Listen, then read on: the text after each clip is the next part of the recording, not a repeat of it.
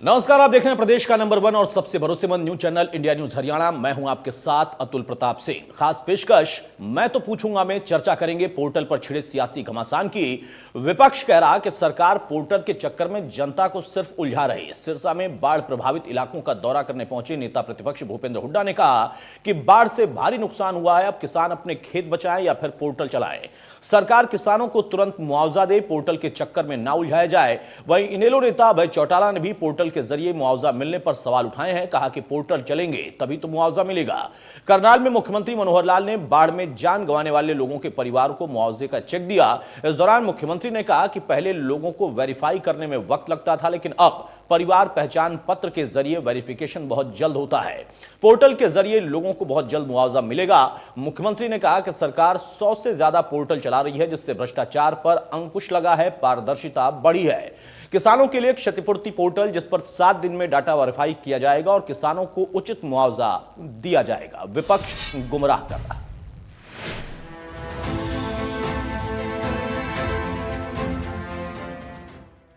हरियाणा के तमाम जिलों से बाढ़ का पानी उतर गया, लेकिन अब बाढ़ का उफान सियासत में देखने को मिल रहा है। किसानों को हुए नुकसान को लेकर सत्ता पक्ष और विपक्ष आमने सामने है। विपक्ष की ओर से बाढ़ पीड़ित किसानों को मुआवजे की मांग की जा रही, तो सरकार भी जल्द मुआवजे का दावा कर रही है। लेकिन अब टकराव मुआवजा देने के तरीके पर हो गया है। पोर्टल की राजनीति एक बार फिर से सुर्खियों में है। क्षतिपूर्ति पोर्टल को लेकर विपक्ष ने निशाना साधा है। मुआवजा अभी देना चाहिए, इसमें क्या देरी है, क्यों देर लगा रहे हैं? तुरंत उनको देना चाहिए। अगले बिल्कुल 2 साल, मेरे ख्याल 2 फसल भी नहीं होगी, क्या पता 3 भी ना हो। 8-8 10 पानी खड़ा है, ऊपर से सारी जीरी खराब हुई, लाखों एकड़ आता है तो उसके बाद बीमारी आती है। उसके लिए पहले से सतर्क रहना चाहिए था इनको, क्योंकि मौसम विभाग ने पहले से चेतावनी दे दी थी जब बहुत ज़्यादा पानी आएगा। और अपने जो इमरजेंसी डॉक्टरों की टीम सब होना चाहिए। और यहाँ तो ये डॉक्टरों की बहुत कमी है। पोर्टल में ना उलझाएं तो सीधी सी बात है, ऊपर नुकसान है, प्रत्यक्ष प्रमाण की जरूरत नहीं होती, उनको तुरंत राहत देनी चाहिए। पोर्टल में ना उलझाएं। नहीं वो क्या करें बेचारों का, अपना मकान डूबे पड़े हैं, उनके खेत डूबी पड़ी है, पोर्टल चलाना नहीं आता, अभी पोर्टल की बात में बैठे हैं। तो एक आदमी आपको ये नहीं कहेगा कि सरकार की तरफ से कोई छोटी मोटी मदद भी है। मदद दूर की बात है, परेशान तो ना करो कम से कम।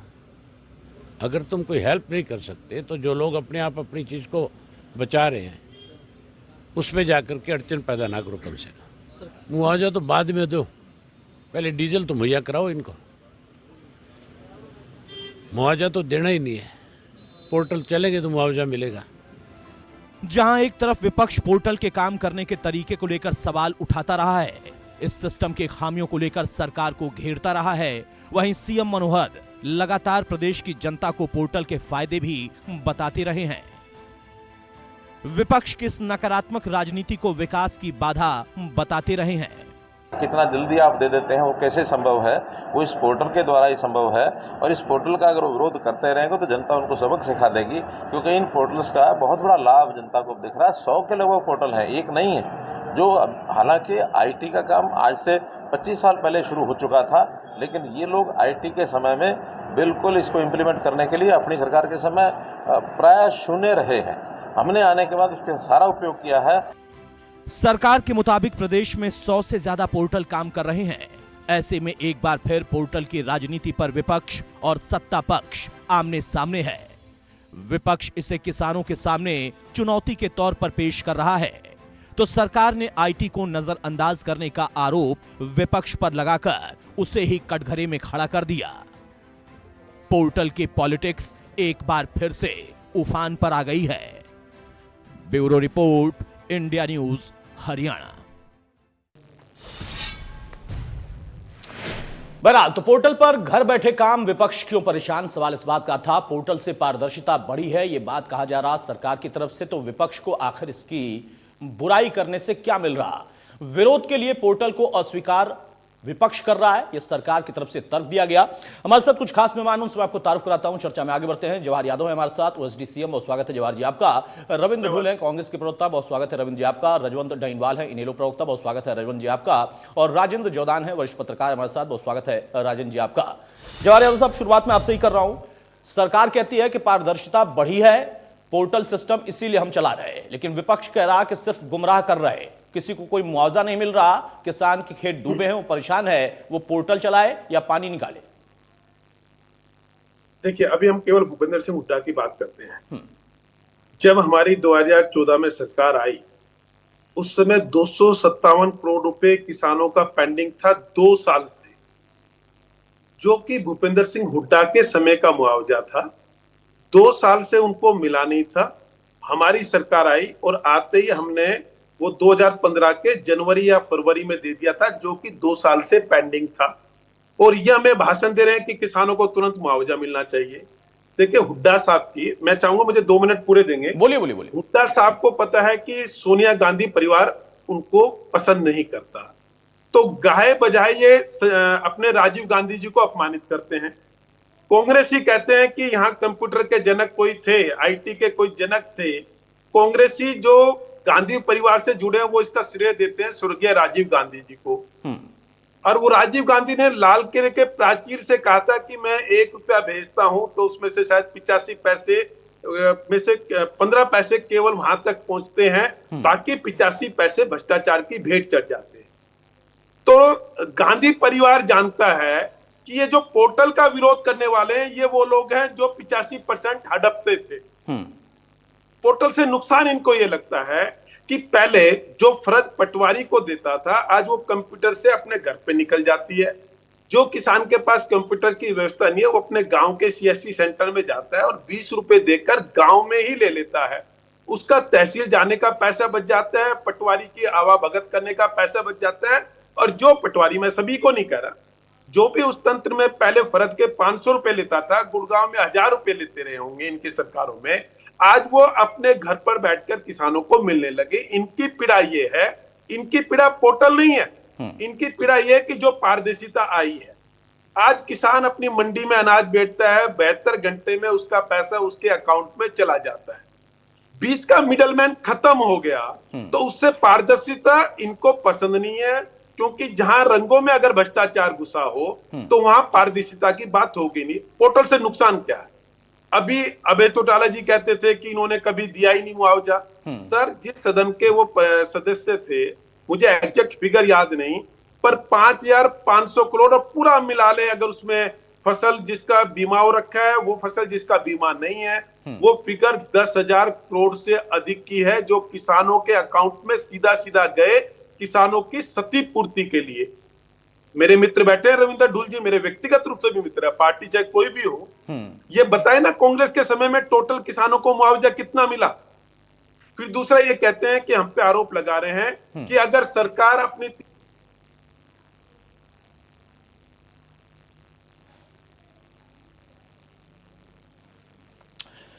ठीक है जवाहर जी, शायद कुछ तकनीकी खामी आ गई है। रविंद्र ढुल साहब, मेरी आवाज आप तक जा रही है? बिल्कुल जा रही है। ढुल साहब, जब कंप्यूटर लाया गया था उस वक्त विरोध हुआ था, और कंप्यूटर लाने वाले नेता का नाम आपको बताने की जरूरत नहीं है, हमारे देश के पूर्व प्रधानमंत्री, इस देश में उन्होंने इंट्रोड्यूस किया। आज कांग्रेस वही काम क्यों कर रही है? मतलब पोर्टल से पारदर्शिता क्या नहीं बढ़ी है? चलाना न चलाना, चलना न चलना, उस पर तो जिरा हो सकता है, बहस हो सकती है, या फिर आपत्ति भी हो सकती है, लेकिन पोर्टल से ही आपत्ति, ये सिर्फ राजनीति के लिए?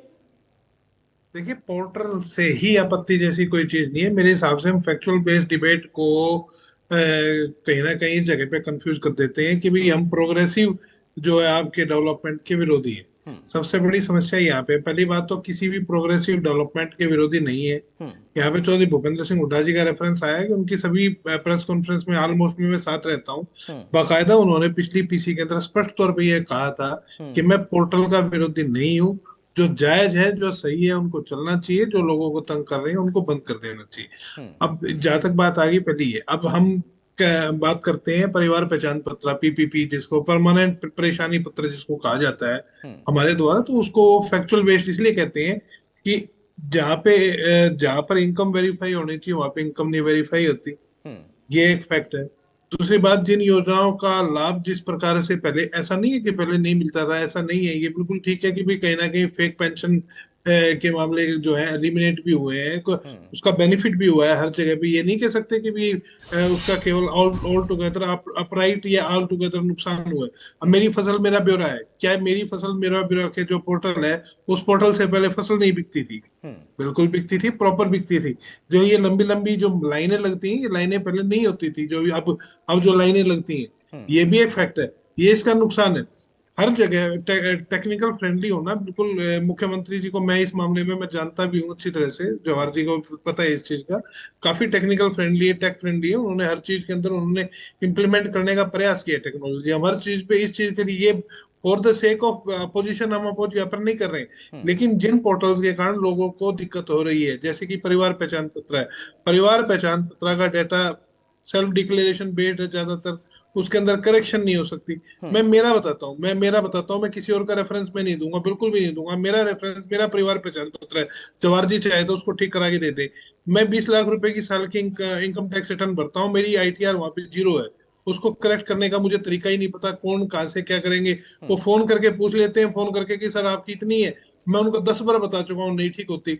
अब मेरे बेटे की जो है डेट ऑफ बर्थ वहां पर गलत चढ़ी हुई है उसके अंदर, मेरे पास में कोई तरीका नहीं है उसको ठीक कराने का, मैं 50 बार ट्राई कर चुका हूँ। मैं किसी और की मैं क्यों रेफरेंस दूंगा? जो हालात हम फेस कर रहे हैं, क्या आम जनता उस समय फेस नहीं कर रही है क्या? देखो, आप करेक्टली टेक्नोलॉजी का इम्प्लीमेंट करें, उसमें कोई दिक्कत नहीं है। अब जैसे मुख्यमंत्री जी ठीक ने है ढुल बड़े साहब। बड़े जवाहर यादव साहब, ढुल साहब का कहना है कि भाई टेक्नोलॉजी से दिक्कत नहीं है, कंफ्यूजन यहां पर कोई पैदा ना करे, सरकार भी कंफ्यूजन पैदा ना करे। उनका कहना है कि जो पोर्टल सही नहीं चल रहे, फ्रेंडली नहीं है, या किसान को उसमें जाकर उस पोर्टल को चलाना मुश्किल आ रही है, उसका विरोध है। और खुद देखिए रविंद्र ढुल साहब, जो कि पढ़े लिखे व्यक्ति हैं, अधिवक्ता भी हैं, उनका खुद का काम नहीं हो रहा, वो कह रहे हैं कि आप काम करा के दे दीजिए।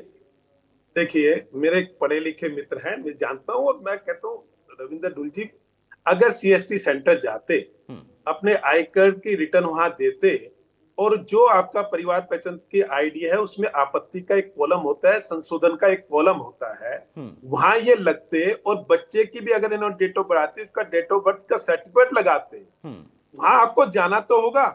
मेरे पास मेरे कमरे में एक पानी का घड़ा रखा हुआ है, और मैं बिस्तर पे बैठा हूं, मैं ये कह रहा हूं पानी मेरे मुंह में नहीं आ रहा।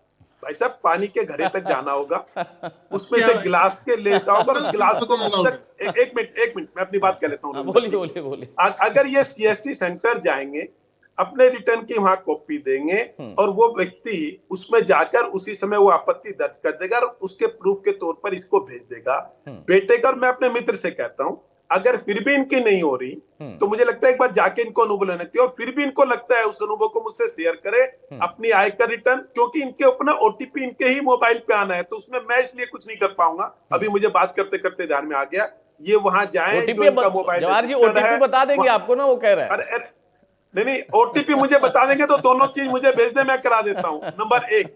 परंतु इसको हम निजी विषय ना बनाए। हम ये कहते हैं, मेरे मित्र कहते हैं कि परिवार पहचान पत्र के लिए उन्होंने कोई शब्द किया कि इसको परेशानी वाला, ये कहते हैं, इनके लिए परेशानी स्वाभाविक है, क्योंकि ये हर पार्टी की एक अपनी नीति होती है। इन्होंने नारा जरूर दिया था 1971 में कि कांग्रेस लाओ और गरीबी हटाओ, तो इनको लगता है कि ये नारा है, हम गरीबी से निकलने का समाधान देते हैं। माननीय मुख्यमंत्री जी ने, केंद्र की गाइडलाइन थी 1,20,000 तक का व्यक्ति बीपीएल में रहेगा, उसको आयुष्मान का लाभ मिलेगा। उन्होंने उसको उठा के 180 किया, जिससे चिरायु के तहत और बाकी चीजों पर उसका लाभ मिल सके। आज हरियाणा में बीपीएल कार्ड की, जिसको ये बात करते हैं कि वो परिवार पहचान पत्र की ताकत क्या है, 12 लाख बीपीएल परिवार अपना आप बन गए इस परिवार पहचान पत्र के माध्यम से।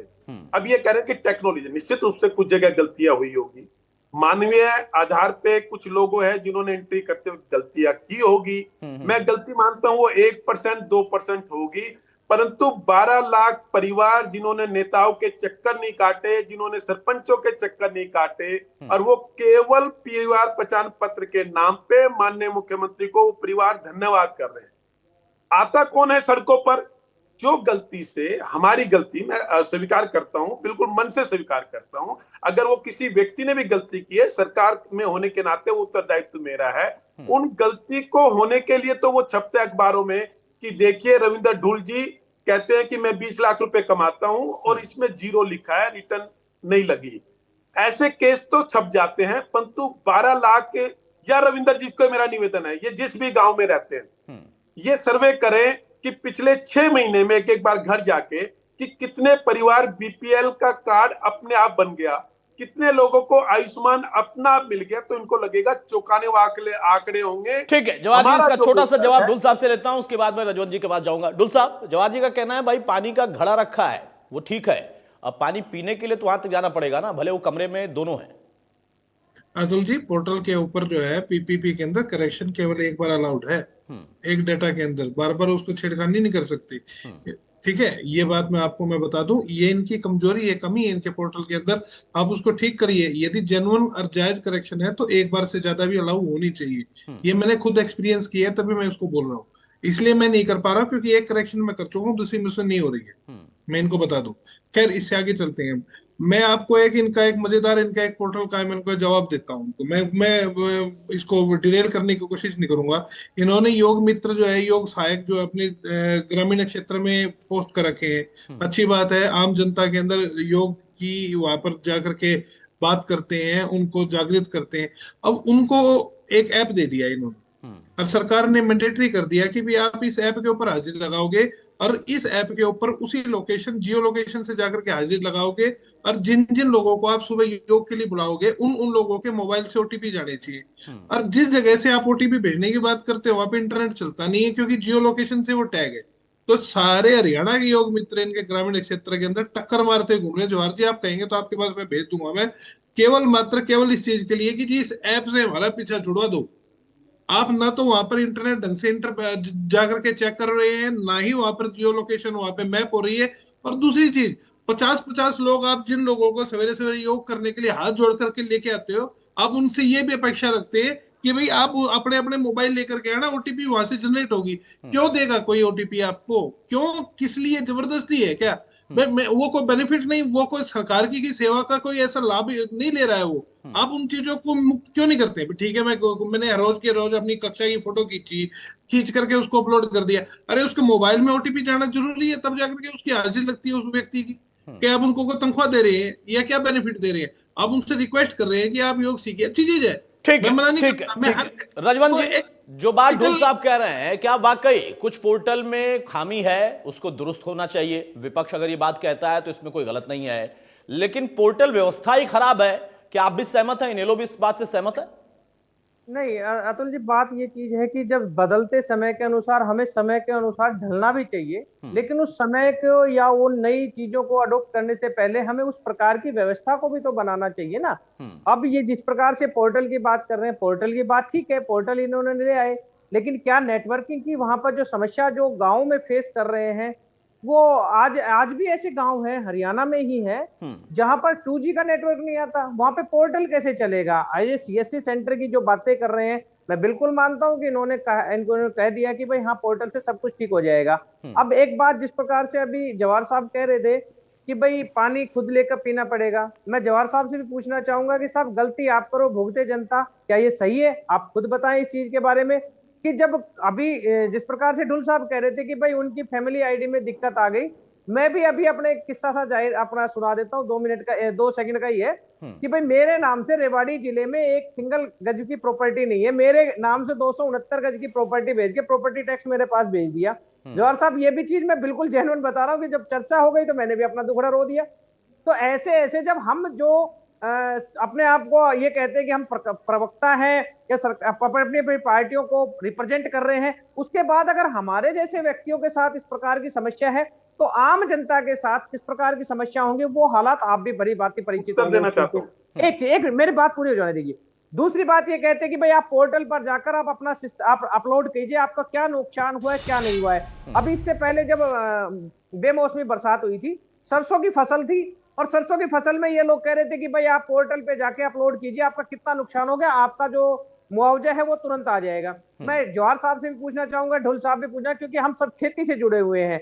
जब आधी फसल मेरी नष्ट हो चुकी है, अब आधी फसल मेरी वहां पर खेत में है, मैं अपनी उस खेत में खड़ी फसल को बचाऊंगा या जो नष्ट हो चुकी है उसको अपलोड करने खेत वहां पर जाऊंगा? उसके बाद इन्होंने कह दिया कि भाई 72 घंटे का आपके पास समय है। देखिए जवाहर साहब आप क्लियर कर दीजिए, कहते 72 बताऊंगा। घंटे का समय जब मेरा है। नंबर तो आएगा वही मैं तो बोलूंगा। चीजें- वही तो चीजें मेरा नंबर आएगा वही बोलूंगा। तो चीजें फेस कर रहे हैं कि ये चीजें केवल और केवल एक मजाक सा बन के रह गया कि गांव का व्यक्ति जो बेचारा वहां पर एक उसके दिमाग में ये चल रहा है कि राम जी कहीं और ना बरस जाए, मेरी फसल जो बची है उसको किसी तरह बचा लूं, या उसके दिमाग में ये था कि 72 घंटे हो जाएंगे कि मेरी फसल बर्बाद ना हो जाए। तो इस प्रकार की जो व्यवस्थाएं हैं इससे आम जनता बहुत ज्यादा परेशान है। मैं एक चीज और भी बताना चाहूंगा कि एक व्यक्ति, एक दिन मैं खुद सीएससी सेंटर पे बैठा था, एक व्यक्ति उसके अपने घर में और कोई पेड़ कटवाना था। मैं आपको वो चीज बताना चाहता हूँ कि कौन सा पोर्टल ज्यादा नुकसानदायक होता है। वो अपने वहां पर आ गया, ऑफिस में गया, बोला जी मेरे को पेड़ कटवाना है। वो बोला जी आप सीएससी सेंटर पर जाके आप इसको अपलोड कीजिए। सीएससी सेंटर के वाले के पास मैं खुद बैठा था, वहां देखा, बोला जी ये स्कीम तो मुझे नहीं पता।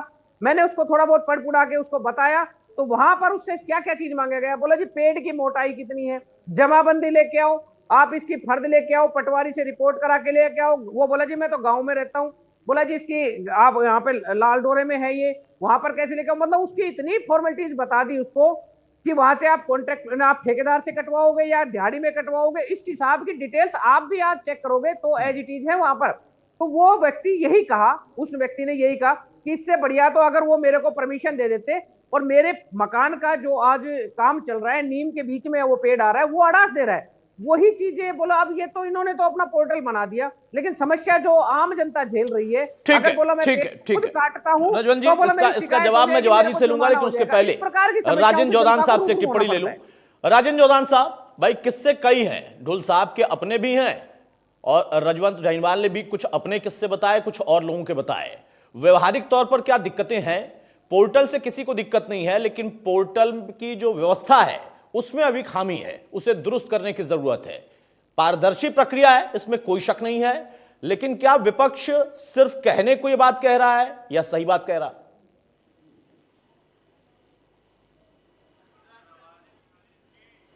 राजन जी अनम्यूट कर लीजिए अपने आप को।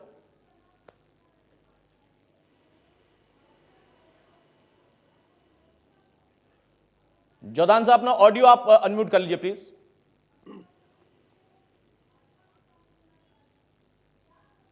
चलिए, शायद मेरी आवाज उन तक नहीं जा पा रही है। जवाहर साहब, जवाहर जी जवाब दें। जी देखिए, पोर्टल का अगर कहीं मानवीय आधार पर कोई गलती हुई है उसको तो हमने काम ठीक करेंगे, हमारा क्रांतिकारी कदम है। खुद माननीय मुख्यमंत्री ने कहा, आप किसी बाइट का कह रहे थे कि 25 साल पहले भी चीजें हो सकती थी, जानबूझकर लोगों ने नहीं की, उसका कारण है पोर्टल के लाभ है पारदर्शिता, आत्मनिर्भरता और प्राथमिकता। मेरे इनेलो के मित्र कह रहे थे कि मेरे जैसे व्यक्ति भी यही तो खत्म करना है, कि मेरे जैसा व्यक्ति यही तो ईगो खत्म करनी है। हम सब है, कंप्यूटर यही खत्म करता है, ना वो जाति देखता है, ना वो मेरे जैसा व्यक्ति देखता, वो तो जो ठीक है उसको करता है। हमारा जो प्रयास है, वो जो 85% देश के प्रधानमंत्री ने लाल किले के प्राचीर से कहा, वो हमने रोक दिया। उसके लिए माननीय मुख्यमंत्री मनोहर लाल जी की तारीफ कर दीजिए। आज चाहे म्यूटेशन हो, आज जब आप पे अपनी फसल को कहते हो मेरा फसल मेरा ब्यूरा, मेरे मित्र ने सरसों का जिक्र किया, सरसों के लिए 31 तारीख कही थी, 31 तारीख से पहले जिसकी भी क्षतिपूर्ति थी बारिश से, उसके कारण वो सबको 31 से पहले मिल गई थी। ये भी पोर्टल का ही कमाल था।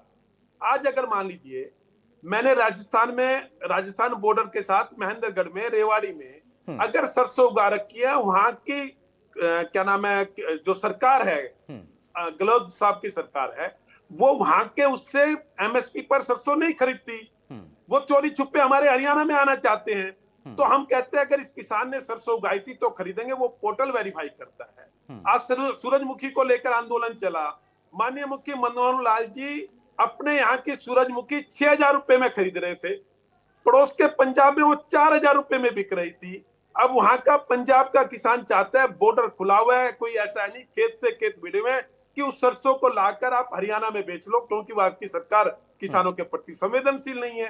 तो हमने कहा कि पोर्टल ने यह बताया कि मेरे किसान ने इतने एकड़ में सरसों उगा रखी थी या सूरजमुखी उखाड़ रखी थी, तो हमें पता चल गया कितना उत्पादन है और उस किसान से कितनी सूरजमुखी खरीदी जाएगी। इससे पारदर्शिता आई कि अपने किसान की सूरजमुखी खरीदेंगे, कोई चोरी छुपे आएगा नहीं खरीदेंगे।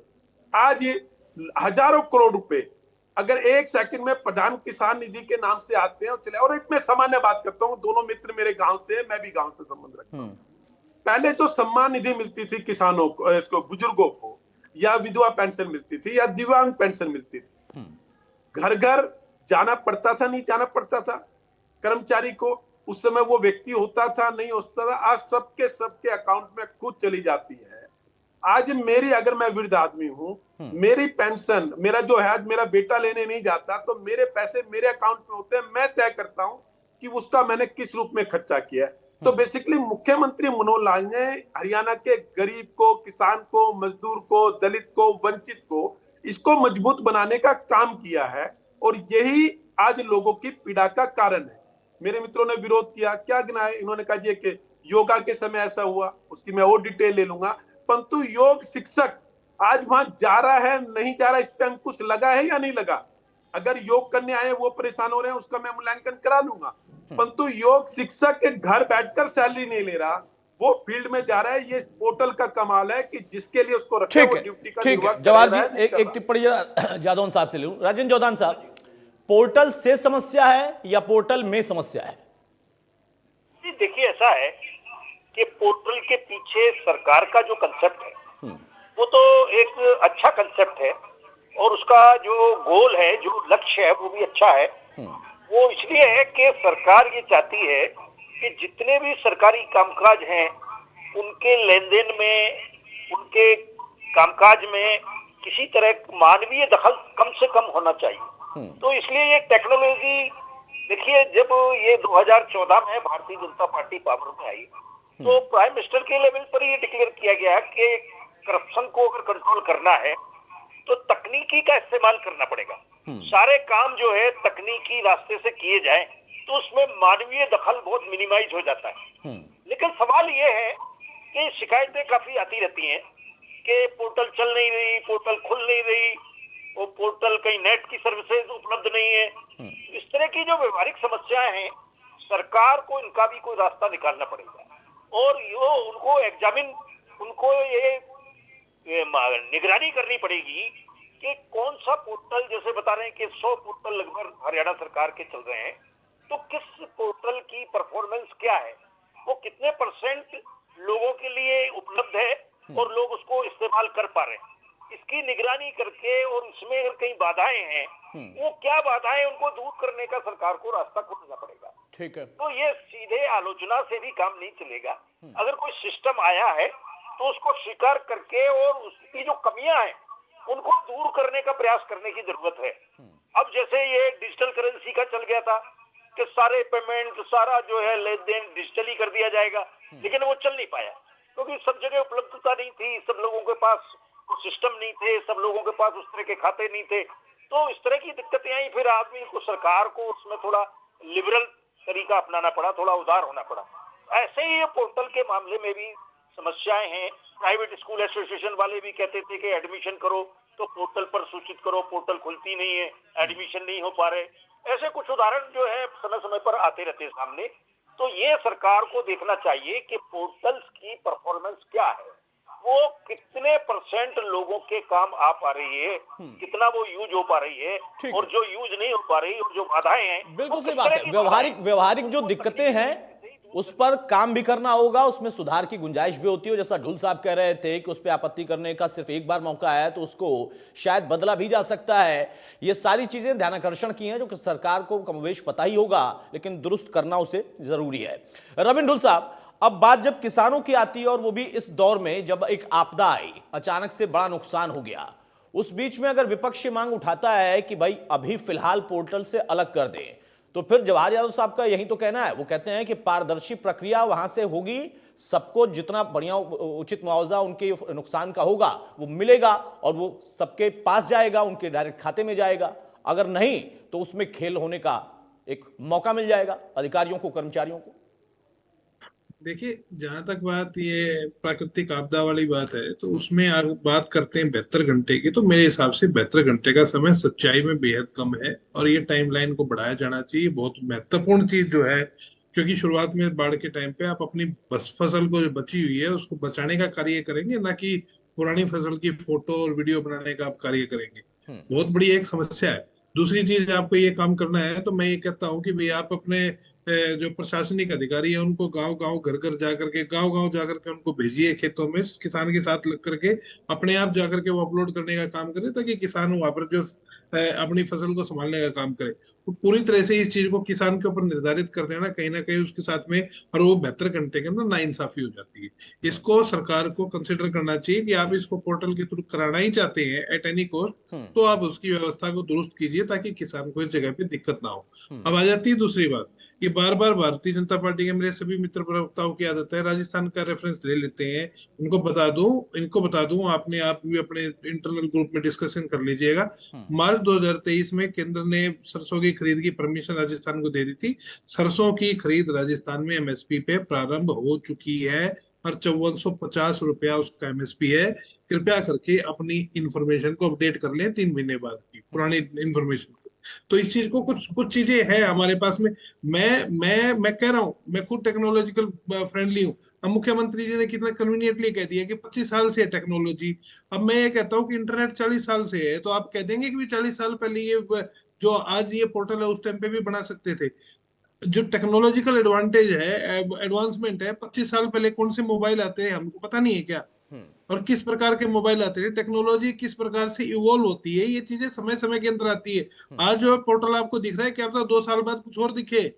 तो अब ये कह देना कि भी इन पोर्टलों को आप 25 साल पहले चला सकते थे, I am very sorry.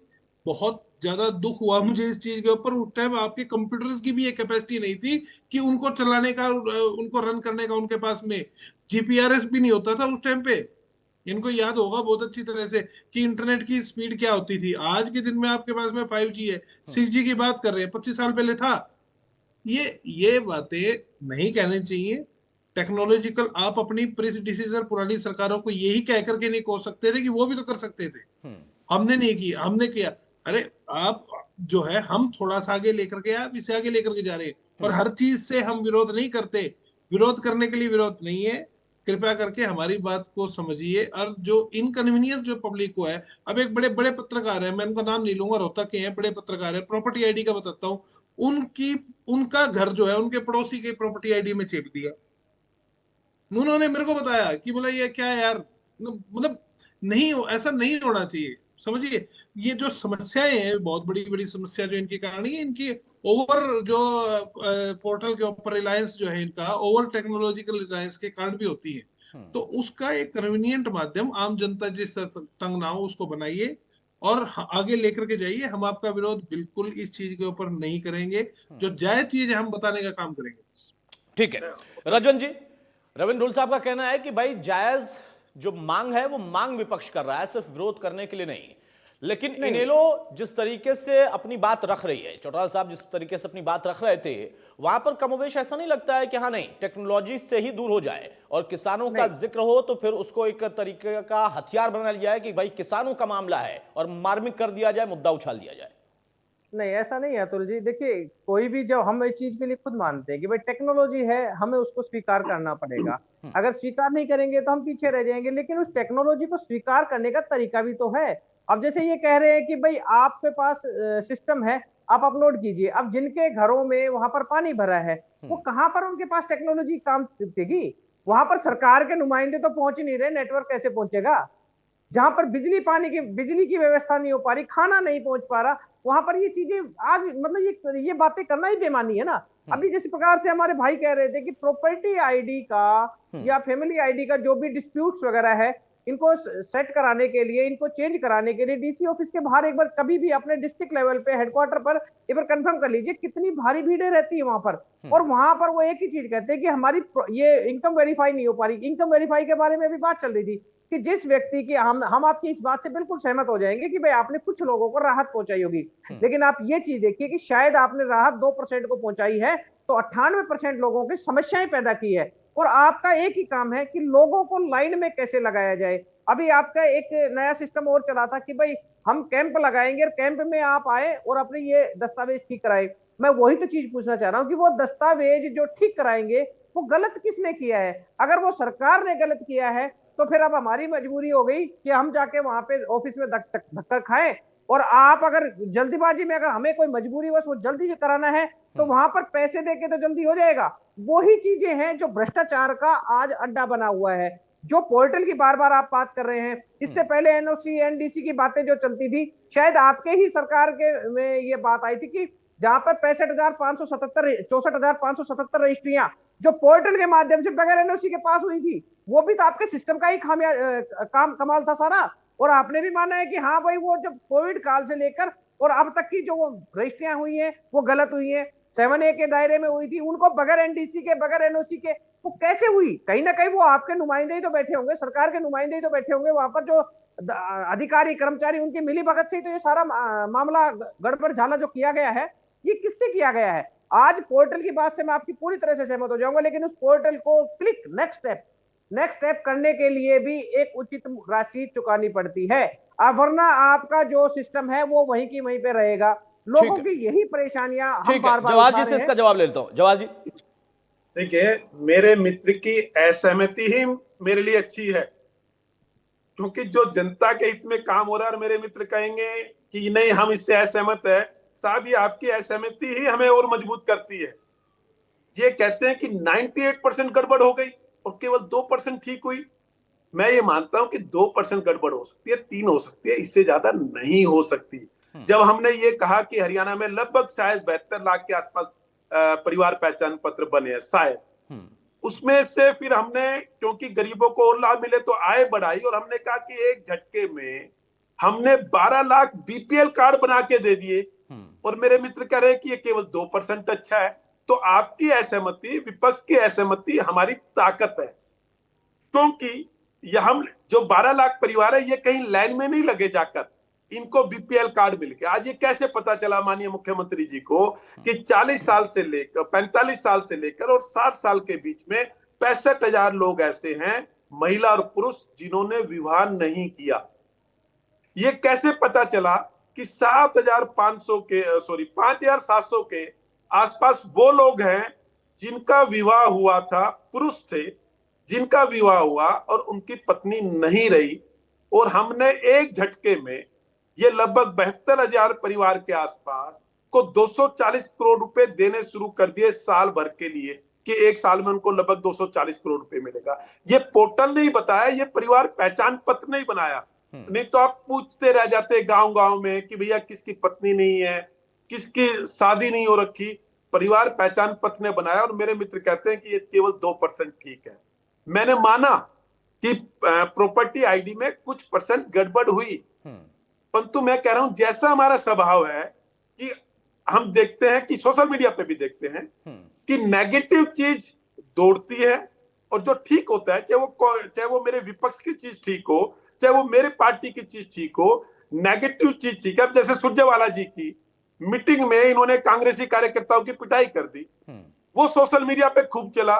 Surjewala जी ने क्या बोला, वो कम चला। तो ये एक स्वभाव है कि नेगेटिव चीज हर जगह दौड़ती है, परंतु जहां तक मुख्यमंत्री जी का बात है, उनके पोर्टल की बात है, उनके कारण मैं फिर कह रहा हूं, हरियाणा का गरीब, दलित, वंचित, किसान, मजदूर, महिला, दिव्यांग, ये सब मजबूत हुए हैं। इनको पॉलिटिकल लोगों के चक्कर लगने बंद हो गए। मेरे मित्र कहते हैं कि हमने लाइनों में लगा दिए पॉलिटिकल नेताओं की। मैं एक उदाहरण देता हूं जो मुझे एक सीनियर आईएएस ने बताया, अभी वो रिटायर हो गए। उन्होंने कहा जब चुनाव आने वाले थे 2014, अध्यापकों की ऐसी स्थिति आ गई कि सचिवालय में इतनी भीड़ हो गई कि आचार संहिता ना लग जाए, और एक दिन सचिवालय में इतनी भीड़ हो गई कि भीड़ को निकालने के लिए पुलिस बुलानी पड़ी। वो सारे के सारे अध्यापक थे। आज अध्यापक आपको नहीं मिलता जो ये कहता है कि जी मेरा ट्रांसफर करा दो किसी पॉलिटिकल नेता के पास, चाहे मेरे कांग्रेस के, चाहे इनेलो के, चाहे भारतीय जनता पार्टी के नेता हो, जिनके पास वो जाता हो कि जी मेरा ट्रांसफर करा दो। उसको पता है ये होगा तो ऑनलाइन होगा। सबसे बड़ा नंबर हमने एक झटके में निकाल दिया, और 500 तक जहां है, और अब तो उससे भी नीचे आ गए कि अब उनके ट्रांसफर ऑनलाइन होते हैं। हमने मृत्यु प्रमाण पत्र, जन्म प्रमाण पत्र, आपका कास्ट का, आपका आय का, पहले आय वेरिफिकेशन के लिए कितने लोगों के यहाँ चक्कर लगाना पड़ता था, डोमिसाइल के लिए कितने चक्कर लगाने पड़ते थे, आप आज एक क्लिक से हम उसके अपने घर बैठे उस सुविधा का उपयोग कर ठीक है, सकते हैं। ठीक है। राजेंद्र और जोधान किसानों साहब, के लिए जवाहर जी कह रहे हैं कि भाई जी, 98% लोगों को फायदा हुआ है, 2% या कह सकते हैं कि चलिए और बढ़ा लीजिए, 95% को फायदा हुआ, 5% के लिए थोड़ी परेशानी है, लेकिन वो और उसको परेशानी हम ठीक कर पॉलिटिकली रहे हैं, हम ज्यादा खुले है, मन से पॉलिटिकल कह रहे लोगों हैं। को ज्यादा है। हम खुले मन से कह रहे हैं कि देखिए, जो ऐसा चीज है ठीक नहीं कि है उसको ज्यादा ठीक से करने ज्यादा का लोगों प्रयास को कर फायदा रहे हो। हम ये तो मानते ही हैं कि कुछ व्यवस्थाओं में जहां करप्शन की बहुत गुंजाइश थी, वहां ये पोर्टल सिस्टम ने कुछ कंट्रोल करने का काम किया है और लोगों की शिकायतें जैसे सीएम विंडो पर आ जाती हैं, लेकिन वहां भी बहुत कई बार अधिकारी कर्मचारियों की इग्नोरेंस पकड़ी जाती है और सीएम विंडो पर आई शिकायत पर जो उनको निर्देशित करने के बावजूद कार्रवाई नहीं होती। तो ये सब ये है कि सिस्टम इस परफेक्शन में आए तो अच्छी बात है। अगर वो कह रहे हैं कि अगर उनका ये कहना है कि 2% लोग शिकायत करते हैं, तो ये तो अच्छी बात है। इसको और 100% करने का प्रयास किया जाए कि लोगों को जो है लगातार जो है ना पोर्टल की सेवाएं उपलब्ध हों और जहां भी जिस तरह की सेवा है उससे जुड़ी हुई, उसमें एक टाइम पीरियड का भी जैसे बता रहे हैं कि 72 घंटे में वो फसल क्षति का ब्यौरा डालना पड़ता है, तो उसको इस तरह से प्रैक्टिकल किया जाए कि किसान जो है अपना वो फसल क्षति तो देख सके पहले 72 घंटे में। वो 72 घंटे से पहले वो देख नहीं पाएगा और 72 घंटे में वो अपलोड नहीं कर पाएगा। तो ऐसी स्थितियां थोड़ी प्रैक्टिकल की जाए तो अच्छा है। अगर ये 2% की कमी भी है तो इसको भी पूरा कर दिया जाए। तो इसके लिए मॉनिटरिंग सिस्टम होना चाहिए और पोर्टल की क्या उपयोगिता सिद्ध हुई है ये देखने की जरूरत है। ठीक है, डोल साहब मैं कुछ फाइनल बोलना कमेंट चाहूं? आपका। जवाहर जी कह रहे हैं कि वो इस बात को खारिज नहीं कर रहे हैं कि समस्याएं नहीं है, लेकिन कोई भी नई चीज शुरू होती है तो समस्याएं आती हैं और उसको दुरुस्त किया जाता है। देखिए अतुल जी, लास्ट कमेंट मेरा भी ये है कि समस्याएं जैसे इन्होंने बीपीएल का, मेरे भाई ने कहा कि बीपीएल कार्ड आपने बना दिए, अच्छी चीज आपने बनाए। बीपीएल कार्ड में बहुत भारी अनियमितताएं हुई है, धीरे धीरे करके आप ऑडिट कराइए, उनको ठीक करने का प्रयास कीजिए। मैं को स्पेसिफिक किसी चीज के बारे में को बात नहीं करूंगा, लेकिन हाँ, निश्चित तौर पर मेरे पास में बहुत सारी ऐसी निजी जानकारियां हैं, बहुत सारी ऐसी परिवार पहचान पत्रों की जानकारियां हैं जो लोगों की भेजी हुई है, जिनके जेन्युइन लोग हैं उनके कट गए, और जो अनजेन्युइन थे जिनके पास में 10-10 एकड़ की जमीन है उनके आपने बीपीएल कार्ड बनाने का काम किया। ये बड़े भारी लेवल पे हुआ है, कम से कम हमारे जींद जिले के अंदर तो डेफिनेटली हुआ है। तो आप उसका ऑडिट कराइए, ऑडिट करा के चीजों को करेक्ट करने का प्रयास कीजिए। लोग उस चीज के कारण भी बहुत परेशान हुए हैं। आप पोर्टल चलाइए, मैं को मना नहीं करता, टेक्नोलॉजी आगे, क्या पता फिंगरप्रिंट सेंसर अलग अलग टाइप के आ जाए, क्या पता टीवी हम जो चीजें देख रहे हैं भविष्य के अंदर वो सब चीजें एलिमिनेट हो जाए। तो टेक्नोलॉजी तो ऐसे ही बढ़ेगी चलेगी, आर्टिफिशियल इंटेलिजेंस का मामला ठीक है, है, हम रजवंत पीछे नहीं जा सकते। रजवंत जी। जी जी, देखिए मैं तो इतना ही चीज एक बार फिर इनको बताना चाहूंगा कि व्यवस्था को दुरुस्त करें और जो टेक्नोलॉजी है उसको आगे लेके आए, लेकिन उससे पहले कोई भी हम नया सिस्टम लेके आते हैं तो इंफ्रास्ट्रक्चर को डेवलप करना होता है। जवाहर जी इस चीज का जवाब नहीं दे पाए कि सारा सिस्टम ऑनलाइन होने के बावजूद भी और 64,577 रजिस्ट्रियां बगैर एनओसी बगैर एनडीसी के हुई है, जबकि वहां पर तहसील में हम किसी भी काम के लिए जाते थे तो हमें ये कह दिया जाता कि रजिस्ट्री सिस्टम, रजिस्ट्री का आपके जो रजिस्ट्री है उसको उठा नहीं पा रही। तो हमारी तो उठा नहीं पा रही थी और उनके जो 64,577 रजिस्ट्रियां हैं वो कैसे हुई पई है। और दूसरी बात कि पोर्टल के साथ साथ सरकार को धरातल पर काम करने की ज्यादा जरूरत है। ये केवल और केवल पोर्टल पोर्टल खेल रहे हैं, धरातल पोर्टल धरातल पे के लिए ही है कि धरातल पर ही बहुत सारी चीजें चलती थी उसके लिए। और आप सभी सहमत है कि पोर्टल समस्या नहीं है। हाँ, पोर्टल के अंदर कुछ समस्याएं हो सकती हैं, उसके लिए जवाहर जी इनकार नहीं कर रहे। उनका कहना है कि समस्याएं हैं तो विपक्ष भी बताए, सत्ता पक्ष भी देखे, लोगों की भी शिकायत आती है उसे दुरुस्त किया जा रहा है। हाँ, किसानों का जो मामला है उसमें बात थोड़ी जायज लगती है जवाहर जी कि हाँ 72 घंटे बहुत कम है और किसान के साथ कई तरह की समस्याएं, तो उस पर विचार करना चाहिए। जवाहर जी बहुत संक्षेप बोलिएगा, बहुत संक्षेप। देखिए, एक तो किसान का विषय, जब हमने कहा कि सरसों का मुआवजा 31 तारीख तक माननीय मुख्यमंत्री ने घोषणा की, मिल गई, जेन्युइन किसान नहीं है। किसान के नाम पर अगर आप विरोध करता देखेंगे तो आरती गुरनाम सिंह चौधरी को देखेंगे, वो हर बात का विरोध करते हैं। जेन्युइन किसान कहां था? फोटो उठा के देखिएगा, वही लोग अग्निवीर का विरोध करेंगे। उसमें जो 18 से 22 साल का है वो तैयारी कर रहा था, अग्निवीर में जा रहा होता है, ये 60-60 साल के ये उसका विरोध कर रहे होते हैं। दूसरा, मैं रविंद्र ढुल जी को कहूंगा, इन्होंने कहा कि इनके पास फैमिली आईडी के कारण कुछ लोग हैं, कुछ की गलत बन गई, कई सही व्यक्ति में। मेरे मित्र भी चंडीगढ़ रहती हैं, लगभग मैं भी चंडीगढ़ रहता हूं। मेरा इनसे निवेदन है, जींद के 10 लोग जिनकी गलत बन गई उनका डेटा मुझे दे दीजिए, जिनकी बननी चाहिए थी बनी नहीं, उनकी फैमिली आईडी मुझे दे दीजिए। ठीक है डोल साहब, 20 आपको दे जरूर दीजिए। लिस्ट देंगे। दे दूंगा। अब फिलहाल मेरे पास हाँ, समय नहीं है, बिल्कुल। माफी चाहूंगा। बहुत शुक्रिया जवाहर जी आपका, रविंद्र जी आपका, रजवन डहीवाल साहब आपका और राजेंद्र जोदान साहब आपका भी। तो मौजूदा दौर में पोर्टल की लड़ाई फिर से सियासी तौर पर सबके सामने है। अब पोर्टल के अंदर जो समस्या है उस पर तो चर्चा हो सकती है, लेकिन पोर्टल ही समस्या है, ये थोड़ा अतार्किक है। नमस्कार।